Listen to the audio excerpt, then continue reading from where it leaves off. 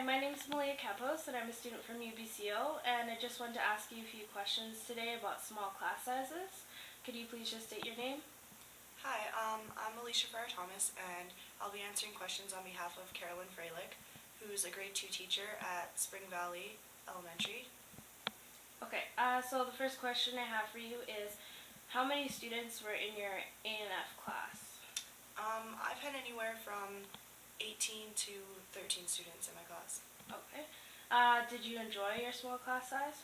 I did actually. I have really well-behaved larger classes, but the smaller classes are obviously great, especially for behavioral problems. I found that small class sizes were optimum. Okay. Were there any drawbacks to this? The only thing with the class of 13 is organized sports. I found that they got really exhausted quickly. The next question I have for you is, what is your ideal class size and why? In intermediate, I'd say around 24 because marking's still manageable and they can work independently. In primary, probably 16. That way I can get around to each student several times in the class and we can still play games in the gym. Okay. And how did it affect your work? For me as a teacher, having no more than 18 was ideal because then marking was at least manageable. I have 2 kids on IEPs this year and 24 students, so that's definitely way more time consuming. And just the everyday routine, checking daily planners and that kind of thing is a bit overwhelming with such a large class size. And how did it affect individualized learning? Having a small class size allowed me to get to every student throughout the 30-minute writing block, and now I have about 1 minute to spend with each student, which is not enough for those kids that are struggling. Okay. Also, how did it affect class management for you? In a large class size, there's definitely not enough room to put unruly kids into their own space. I found that kids that are disruptive also end up disrupting the people around them because they're just in closer proximity. I, as a teacher, end up putting out more fires and less time to have just fun with the kids.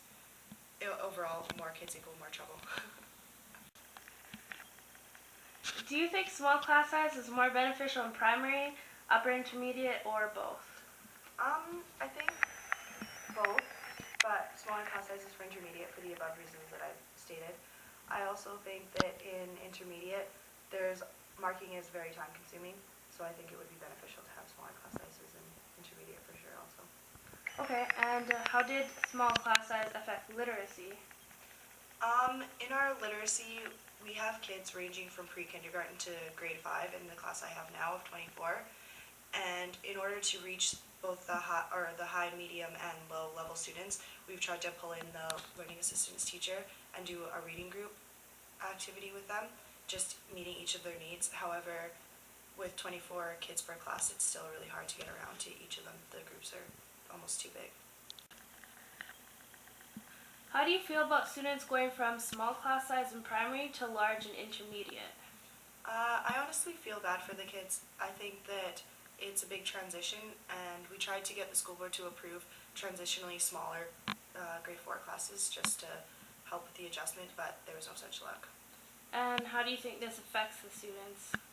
I think all kids have a shock going from 18 to 32 students in a class. There's just no room to move, higher noise levels, just more bodies, and it's especially a problem for attention deficit kids for sure.